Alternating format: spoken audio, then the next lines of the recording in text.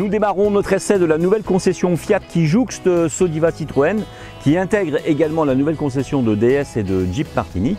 C'est avec plaisir que je prends en main pour vous ce matin et après la sortie officielle de la Fiat 600 électrique, la version hybride dans la finition la plus haute appelée la Prima. La Fiat 600 hybride se décline en 5 finitions, la 600 en pack confort, en pack style, en pack confort et style et enfin en finition la Prima, notre essai donc de ce matin. Départ de chez Fiat Martinique depuis sa nouvelle adresse pour tout savoir ou presque de la Fiat 600 hybride 1 litre 2, 136 chevaux, ajouté de 29 kWh, soit 145 chevaux avec sa batterie 40 kW.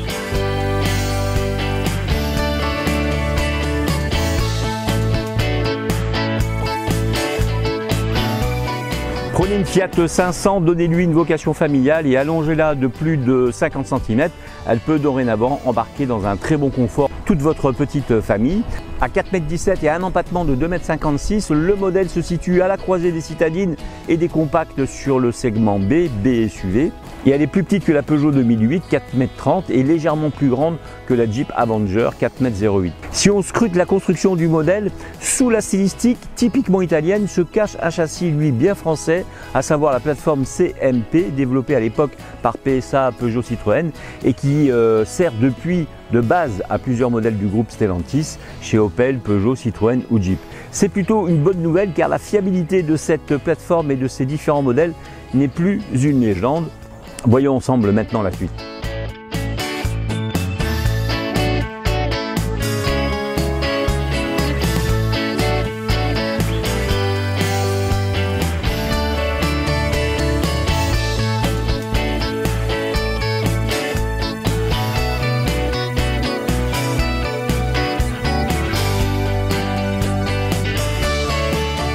Les courbes se veulent plus arrondies, plus séduisantes, peut-être et même sûrement pour accentuer son côté italien, le surclassement selon Fiat avec un air de Dolce Vita tout simplement. De plus, comme toutes les Fiat depuis quelques mois, il n'y a pas de couleur ennuyeuse au catalogue, on va le voir dans un instant. Sur la partie arrière, on note aussi des similarités avec les modèles des années 50, d'abord dans la forme du haillon amovible d'ailleurs, ensuite dans les blocs optiques séparés. Trop content de voir une auto lancée en 2023 sans une grande barre lumineuse à l'arrière. Ça change un peu. Avec ses 4,17 m de longueur, ses 1,78 m de hauteur et ses 1,53 m de largeur, la Fiat 600 joue les SUV moyens et conserve un look inimitable.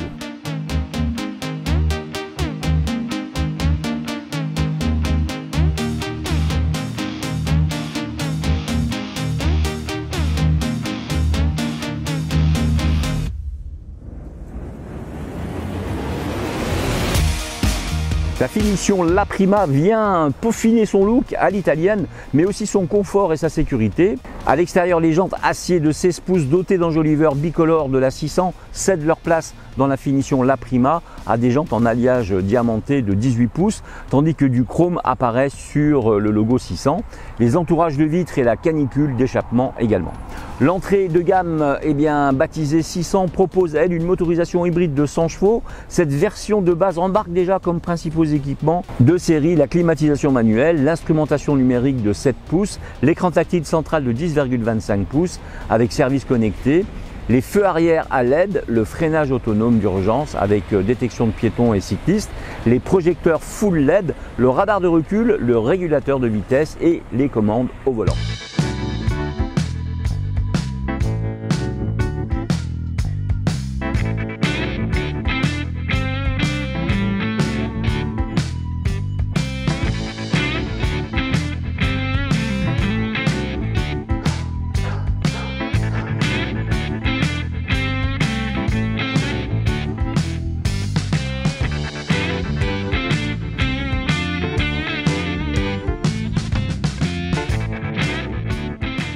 La finition haut de gamme, la Prima, ajoute la caméra de recul, les clignotants à LED, le chargeur à induction, la conduite autonome de niveau 2, la climatisation automatique, les détecteurs d'angle mort, le frein à main électrique, le haillon à ouverture main libre, l'ouverture et le démarrage sans clé, le régulateur de vitesse adaptatif, la navigation, les vitres arrière surteintées.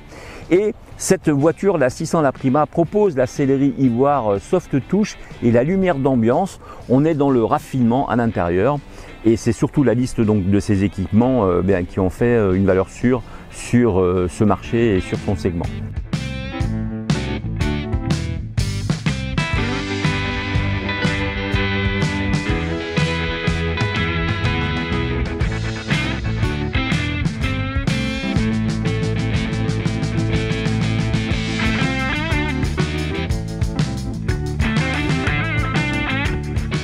Les places arrière offrent un espace tout juste correct pour les jambes et permettent le minimum de confort requis.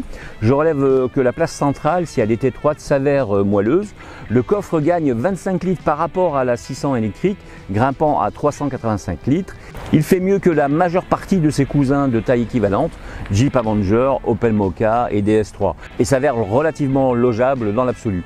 Il complète cela avec 15 litres de rangement dans l'habitacle, comprenant un grand rangement en bas de la console centrale entre les sièges avant, où l'on trouve le chargeur à induction, un bac compartimenté dans son alignement, un réceptacle sous la coudoir centrale, ainsi qu'une profonde boîte à gants. La Fiat 600, la Prima, profite d'un coffre relativement généreux, donc on l'a vu, avec 385 litres de volume et un double plancher. La plupart des cousins du groupe Stellantis ne peuvent en dire plus.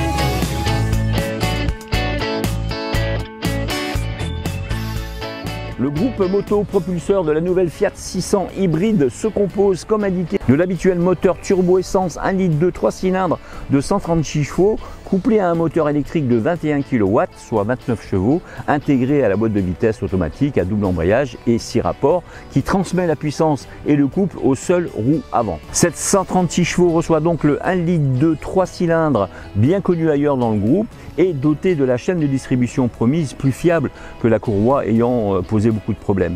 Les chevaux supplémentaires sont bénéfiques pour les performances, avec un 0 au 100 km/h en 8,5 secondes et une vitesse maximale de 200 km/h contre 10,8 secondes et 186 km/h pour la version 100 chevaux. Les chiffres de la consommation et d'émissions de CO2 selon le cycle WLTP restent inchangés entre 4,5 litres et 5,5 litres au 100 km et de 102 à 125 grammes au kilomètre de CO2. On retrouve également la possibilité de se déplacer en mode électrique dans certaines conditions sur une poignée de kilomètres grâce à la batterie au lithium-ion de 48 volts.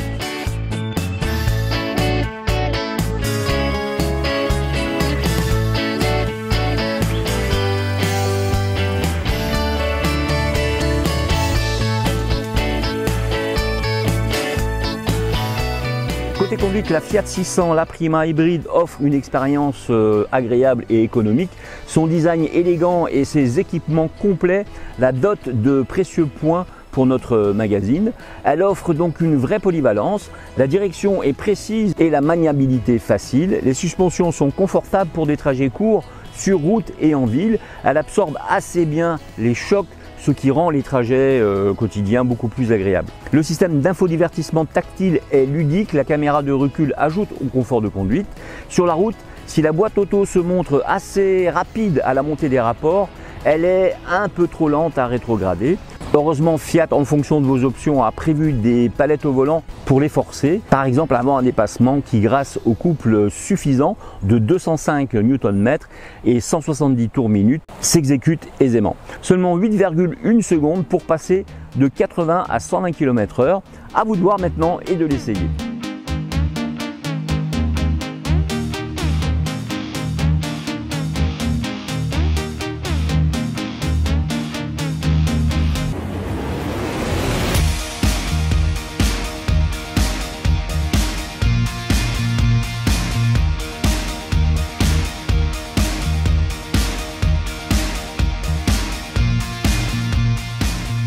Pour ma part, je vous donne rendez-vous dès la semaine prochaine, mardi, pour l'essai de la nouvelle C3 chez Citroën. A très vite donc pour ce nouvel essai.